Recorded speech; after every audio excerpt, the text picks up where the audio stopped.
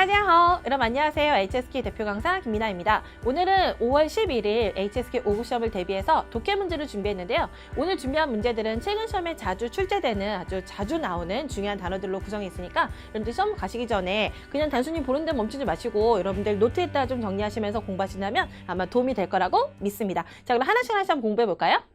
자, 우선 첫 번째 문제 본문도 한번 보도록 할게요. 무치는 목전, 바로 눈앞이고요. 눈앞이란 얘기는 바로 지금이란 뜻입니다. 동의어가 있는데 바로 옌시아, 이 또한 한자로 보니까 눈 아래네요. 바로 지금을 나타내고요. 한번 시험에서는 옌시아랑 무치엔이 함께 보기에 출제된 적이 있었습니다. 그럼 둘 다 완전히 같은 의미로 둘 다 정답이 될 수는 없겠죠. 그런 면에서 함께 기억해 두시고요. 오늘날 우리가 어디에서 박물관 안에서 칸타오더 보게 되는 많은 물건, 여기까지 주어가 되겠죠? 많은 물건들은 모두 不是 아니라고 하네요. 뭐가 아니냐면 周围 다음에는 어떤 역할이 나오죠. 그래서 뭐뭐로서라는 뜻, 예술품으로서, 예술품으로 나被 1번 出来的 1번 되어 나온 것이 아니라고 하네요. 자, 그렇다면 이 문제가 이제 묻고자 하는 포인트는 뭐냐면 예술품과 어울리는 동사를 한번 답으로 찾아보세요 라는 그런 뜻이거든요. 그래서 각각 지금 보기가 4가지가 있는데 잠깐 시간 드리고 찾아보셨습니까? 자, 그럼 한번 같이 공부하면서 찾아볼게요. 자, 우선 1번. 이런 박물관에서 보는 것들은 모두 예술품으로 실현된 것이 아닙니다. 빨리 들으면 맞는 말 같은데? 사실 이럴 수도 있을 것 같아요. 두 번째, 모두 예술품으로 창조된 것이 아닙니다. 이것도 괜찮네요. 세 번째, 예술품으로 길러진 것이 아닙니다. 이건 딱 듣자마자 아니다. 왜냐면 예술품 기르는 것은 아니니까. 그지? 그래서 아닌 것 같고요. 마지막, 건설된 것. 이것도 역시 아니네요. 그래서 A 아니면 B인 것 같은데 실현이라는 거는 왜 그러잖아요. 머릿속으로 내가 대학에 합격했으면 좋겠다. 아니면 HSK 5급 합격했으면 좋겠다. 아니면은 뭐 내 통장에 100만 원이 들었으면 좋겠다. 이런 목표, 꿈, 바람 등이 있잖아요. 이런 머릿속에 있던 것들을 실제로 딱 보여주는 거, 그게 바로 실현입니다. 근데 예술품은 머릿속에 꿈꾸던 것을 내는 것이 아니죠. 그래서 얘는 세상에 없던 것을 만들어내는 것이기 때문에 그래서 새롭게 만든다라는 창조, 정답 그래서 B가 되는 것이죠. 이런 물건들은 원래는 예술품으로 창조되어 내온 것이 아니래요. 그래서 정답은 B이긴 한데 옆에 있는 단어들도 다른 시험에서는 많이 또 정답으로 나오는 중요한 단어들이기 때문에 우리 같이 한번 천천히 공부하는 시간을 가져보도록 하겠습니다. 자, 다음 페이지에서 공부해 볼게요. 우선 처음엔 实现은 실현하다로서 꿈, 이상, 바람, 목표 등을 실현할 때 쓰입니다. 그래서 实现梦想, 꿈을 실현하다, 实现目标, 목표를 실현하다 하고 그 다음 목표 같은 경우에는 제가 수업 시간에 친구들과 3단계가 있다. 우선 나는 HSK 5급 합격하고 싶어요 라고 5급 합격이라는 목표를 설정하고 만들죠. 그래서 제정이라는 制定, 얘는 또 법을 만들다 할 때도 쓰이죠. 制定. 그다음 두 번째는 아직 나는 여기에 있잖아요. 목표는 저기에 있고 그래서 매일매일 열심히 노력하면서 저 꼴을 내가 획득해야 돼. 저걸 내 꼴로 만들어야 돼. 열심히 그 뒤를 쫓아가죠. 그래서 추구라는 追求 하고 만납니다. 그리고 마지막이 그것을 머릿속으로 합격했으면 좋겠다라는 그 꿈을 실질적으로 보여주는 实现이라는 동작을 하는 것이죠. 그래서 이렇게 목표는 3단계의 동작을 만난다라고 이렇게도 함께 기억해 두세요. 다음 두 번째 단어가 创造였습니다. 세상에 없던 것을 새롭게 만들다, 창조해내다. 그래서 创造奇迹, 지지는 기적이죠. 기적을 만들거나 예술품을 만들다 할 때 쓰입니다. 그 다음에 세 번째 있던 배양은 기르는 건데 만약에 혹시 집에 요새 강아지, 고양이 기르시는 집사라고 많이 하던데요. 집사분들이 많이 계실 텐데 그런 것들을 기를 때는 뭘 쓰나요? 아이나 동물, 식물을 기를 때는 그냥 양을 쓰는 거예요. 양. 반면에 배양은 능력이나 그리고 이제 아직 능력이 없는 조만한 사람들, 인재를 길러갈 때 아직 그냥 학생인데 그런 실력을 갖추게 되는 인재를 기를 때 그러니까 실력과 굉장히 밀접한 관련 있는 아이예요. 그런 걸 기를 때는 배양이라는 배양을 씁니다. 그래서 짝꿍 자체가 배양 렌찰, 인재를 배양하다, 배양 능력, 능력을 배양하다 이렇게 만나는 거죠. 마지막에 있는 建设는 건설하다로서 이 정도만 아시면 될 것 같아요. 의미 자체가 건설하다, 建设费 하면은 건설 비용 이 정도만 아시면 될 것 같습니다. 지금 정답은 创造였지만 옆에 단어들도 함께 좀 공부하는 시간을 가져봤어요. 자, 다음 문제 보실게요. 다음 문제 딱 봐도 나파 제가 저희 이제 이 적중 특강을 좀 자주 찍잖아요. 그래서 오늘도 되게 최근 되게 감동적인 이야기가 있었는데 저희 6급반 학생이 저희 5급 적중 특강을 중국에서 다 봤다라는 거예요. 한국에서 강의 듣고 싶은데 중국에서 어학연수 하니까 못 들어서. 그래서 제가 1년 동안 제 강의를 다 보고 5급 시험을 합격을 했대요. 그래서 너무 감동을 받아가지고 그 적중 특강만 봤는데도 제가 1년치를 뭐 잡았는데 시험에 너무 도움이 되니까. 그래서 한국에 가면 반드시 6급 강의는 미나쌤 수업을 들어야겠다 하고서 이번 달에 지금 강의를 듣고 있어요. 그래서 제가 그 얘기를 들으면서 그 아이에게도 굉장히 도움이 되고 고맙고 뭐 이런 마음이 들기도 했지만 제 강의를 들으시는 분들 제가 만나지 못하지만 이 짧은 강의라도 여러분들께 큰 도움이 되는구나 라는 그런 생각이 들어서 되게 감사하는 마음과 또 책임감이 들었고, 그래서 아마 제 강의를 여러 번 보신다면 지금 제가 말씀드리면은 그럼 옛날 것도 한번 볼까? 라고 보실 것 같은데 제일 많이 강조하는 단어가 있었어요. 바로 뭐냐면 접속사입니다. 요즘 접속사 문제가 정말 너무너무 많이 나오는데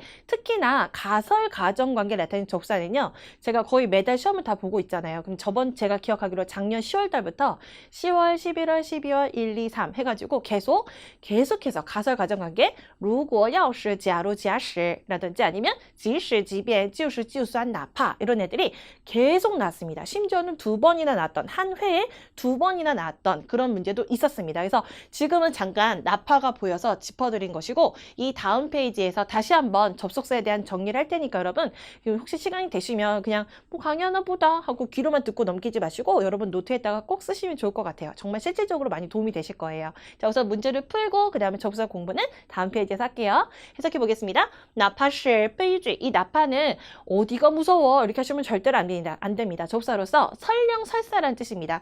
설령설사 是 悲剧. 비극일지라도. 자, 나파는 접속사니까 如果 하면은 那么就가 떠오르시고虽然하면 但是가 떠오르듯이 얘네들도 짝꿍이라는 것이 있는 것이죠. 나파는 얘를 만납니다. 그래서 빨리 보기 위해서 얘를 찾으셔야 돼요. 자, 그러면 그렇게 호응이 될 만한 요소들을 한번 먼저 찾아보도록 할게요. A 같은 경우에서는 취가 보이죠. 취는 오히려 역으로. 그래서 수이라는 거 짝꿍이 되는 거죠. 두 번째에서는 inner. 얘는 그래서라는 수어의 뜻입니다. 인과관계가 맞아 떨어져야 돼요. 그 다음에 세 번째, 딴. 역시 그러나이므로 역적 관계. 마지막.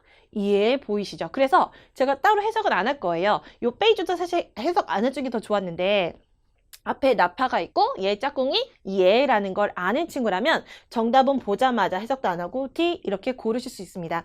지금 우리가 풀고 있는 문제 유형은 단어 유형이 아니고 문장형 문제입니다. 이 문장형 문제를 푸는 방법은 크게 두 가지가 있는데 1번은 접속사의 호응을 확인하시면서 문제를 푸셔야 돼요. 상벌이 굉장히 확실하겠죠? 평상시 접속사에 대한 공부를 여러분들이 정확하게 꼼꼼하게 해놨다면 보자마자 이거 정답이네라고 답을 찾을 수 있기 때문에 그래서 상벌이 확실해요. 확실히 못 외웠으면 정답 못 찾는 거죠. 그 다음에 두 번째는 접속사가 없는 유형의 문제들도 있어요. 이런 거는 굉장히 어렵고 시간이 많이 걸립니다. 바로 대입법인데 대입법형 문제는요. 앞뒤 문장을 먼저 잘 꼼꼼하게 해석을 하셔야 됩니다. 보기가 100% 해석됐다? 아무 쓸데없어요. 얘네들이 만약에 그냥 간단하게 봄, 여름, 가을, 겨울이라는 키워드로 해석이 됐다고 한번 생각해 볼게요. 근데 옆에 문장이 해석이 안 돼요. 그러면 이 가운데 들어가는 요 보기에 있는 단어들은 앞뒤 문장을 연결시켜주는 연결고리잖아요. 근데 연결고리 자체는 해석이 됐지만 요 앞뒤 문장이 해석이 안 된다면 매용 쓸데가 없는 겁니다. 그래서 내가 이 문제를 풀 수 있다 없다의 여부는 사실 요 주변 문장을 내가 해석할 수 있느냐 없느냐 거기에 달린 것입니다. 그래서 문제를 푸는 순서는 빈칸 주변의 문장을 1번으로 해석을 하십니다. 그 다음에 시간이 꽤 걸린다고 했어요. 하나씩 대입하셔야 돼요. 이렇게 해서 1번을 넣어서 1번 여기 A를 넣어서 앞뒤 문장이 자연스럽게 연결되는지 안 되는지 여부를 확인하셔야 됩니다. 아니다. B를 넣으셔야 됩니다. C를 넣으셔야 됩니다. D를 넣으셔야 됩니다. 여러분 제가 저렇게 어려운 방법을 알려주는 거야 이렇게 생각할 수 있어요. 근데 유일한 방법이에요. 이렇게 안 하고 어떻게 풀 거예요? 왕도가 없어요. 이 문제는 꼭 하나씩 꼼꼼하게 푸셔야 돼요. 그렇다면 여러분 혹시 300점 만점을 요구하고 그렇게 시험장에 가시나요? 그런 분은 많지 않을 것 같아요. 그래서 이건 여러분들이 그 당시 상황을 좀 확인을 해보셔야 돼요. 시간이 부족하다?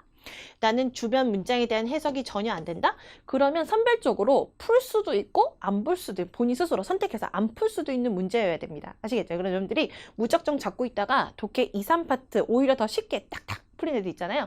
놓칠 수 있기 때문에 이건 여러분들이 판단하셔가지고 그 상황상 판단하셔서 문제를 푸시면 좋을 것 같아요. 근데 지금은 너무 고마운 접속사 호응이었어요. 자, 우선 해석하고 여러분 기다리시던 접속 공부 한번 시작해 볼게요. 설령 비극일지라도 여전히 자주 包含着 포함하고 있다. 빛과 광명과 희망을 담고 있습니다. 이것이 바로 소위 이른바의 눈물 어린, 눈물을 머금은 미소라는 것이죠. 그래서 이 뒤에 내용이 아무런 연관성이 없죠. 그냥 설령 뭐뭐일지라도 여전히 해서 이렇게 둘이 짝꿍이기 때문에 이 관계성을 암기를 하셔야 되고요. 해석은 해볼게요. 오히려 남겼다, 적지 않은 이한, 유감을 남겼다. 말은 멋지죠. 하지만 집어넣었을 때 설령 비극일지라도 오히려 적지 않은 많은 유감을 남겼고 이게 바로 눈물 어린 미소다. 말도 안 되고 호응도 안 맞아요. 그래서 틀렸고 두 번째, 이로 인해 사람으로 하여금 우날 어쩔 수 없지, 하는 수 없지 라고 느끼게 됩니다. 그리고 또 억지로 꾸역하게 선생님 그럴 수도 있잖아요. 근데 그렇지 않아요. 이런 관계성을 여러분들이 잘 보셔야 되는 거예요. 아시겠죠? 그 다음 세 번째, 하지만 뭐 할 리가 없다. 사람으로 하여금 주에다 찡야, 경악을 느끼게 하지는 않을 것입니다. 말은 멋있죠. 하지만 관계성을 꼭 보셔야 됩니다. 정답 그래서 D. 자, 그렇다면 요 관련해서 한번 같이 공부하는 시간 갖도록 할게요. 우선 역적 관계가 지금 2개나 나왔습니다. 오늘은 정답이 아니었지만 얘네들도 자주 시험에서 물어보는 요소인데요. 우선 역적 관계 하면 虽然,但是,可是 이런 게 떠오르시죠? 근데 이걸 조금 난이도를 높여서 나오는 경우가 있어요. 어떤 경우냐면 이 虽然에서 란을 빼버리고 虽然만 나옵니다. 뒤에서도 但是에서 是 빼고 但만 나올 수 있어요. 그래도 완전히 같은 말이에요.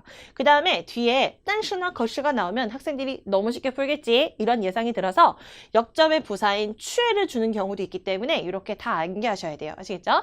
그 다음에 인과관계하면 그래서류가 이렇게 많습니다. 전 거의 매일 아이들과 함께 수업 시간에 이걸 매일매일 막 암기하고 있어요. 막 서당처럼 같이 하고 있는데 그래도 부족해요. 집에서도 이제 암기해오라고 막 시키고 그러는데 그 정도도 제가 부족하다 느낄 만큼 시험에 자주 나오는 접속사입니다. 인과관계하면은 이런 애들이 있습니다. 所以, 因而, 因此, 从而, 从此, 于是 해서 从此, 于是 해서 이게 모두 그래서리고 그 다음 여기 넣었지만 하나 더 요컨대 결론적으로 말해서 이거 역시나 문장 맨 마지막이죠. 글 맨 마지막에서 글을 종합하고 요약하는 그런 역할 하나 이기 때문에 总之까지 알아놓으세요. 자, 그다음 방금 전에 봤었던 가설 과정관계인데 우선 即使 계열입니다. 설령설사 即使, 即便, 就是, 就算, 哪怕 설령 비가 와도 가야 돼. 설령 반대도 포기할 수 없어. 라는 이런 아이들은 여전히 변함없이 라는 예랑 만납니다. 그런데 만약에 비가 오면 그럼 내일 가자라는 만약에류도 있어요. 이럴 때는 如果要是, 假如, 假使 그 다음에 뒤에 那么 하고 就 이렇게 만납니다. 그리고 한 가지 주의할 점은 더화가 앞쪽에 이 접사들과 함께 짝꿍이 된다는 거예요. 이거 다 시험에 나왔던 요소들이에요.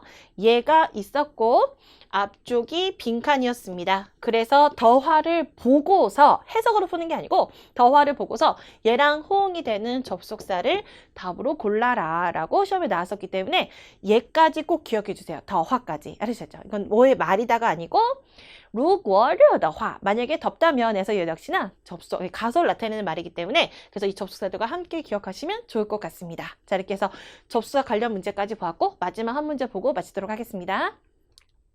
자, 문제 통구어, 뭐뭐를 통하여. 이것도 쉽지 않은 문제는 잘 보세요. 뭐뭐를 통하여.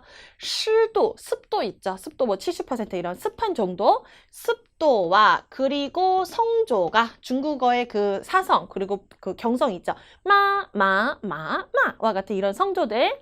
습도와 성조는 在 어디 속에서? 몇 천 종류의 언어 속에서의 상관성. 여기가 지금 중요한 단어예요. 구조조사 더 다음에 있는 명사는 요 앞에 있는 말들의 수식을 받는 것이죠. 그래서 습도부터 더 여기까지 상관성, 연관성을 꾸며줍니다. 그러면 빈칸은 연관성, 상관성이라는 이 단어랑 짝꿍이 되는 아이를 답으로 고르는 문제입니다. 그러면 그 구조를 알았으니까 해석 다시 해보면 습도와 성조가 몇천 종류의 언어 속에서 갖는 그러한 연관성을 분석하는 걸 통해 과학자는 밝혔다. 괜찮네요? 분석하다. 괜찮네요? 근데 두 번째, 습도와 성조가 몇 천 종류의 언어 속에서 갖게 되는 상관성을 정리하는 걸 통해서 이것도 괜찮네요. 근데 두 개는 이상하죠.